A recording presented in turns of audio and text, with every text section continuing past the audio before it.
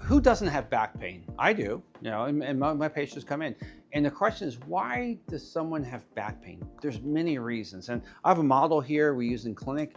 And so it can come from muscles problems and injuries or inflammation of muscles, the tendons. When we start looking at the structures of the spine, there's a bone and there's a disc and bone, and these are the nerves and part of the sciatic nerve in your low back. Well, we know that there's nerve endings inside the disc that with pressure or injury that can cause problems and can cause pain. The other reasons you can have a pinched nerve, right? The nerve is here, and there could be a herniated disc or a bone spur rubbing on your nerve can cause back pain.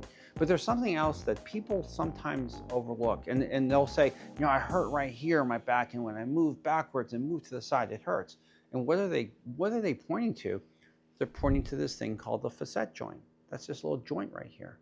There's little nerve endings inside the facet joint. That's another reason. And you know what? We can't see that on an x-ray. You can't see it on an MRI. But I'm going to tell you, if you have it, you know you have it because it really hurts. So back pain in itself can come from many different reasons. And what I'd say is that, if your back pain doesn't get better, you ought to get it checked out because you know what? There's ways that we can help you through medications or exercise program or injections and get you over that problem that you're suffering with.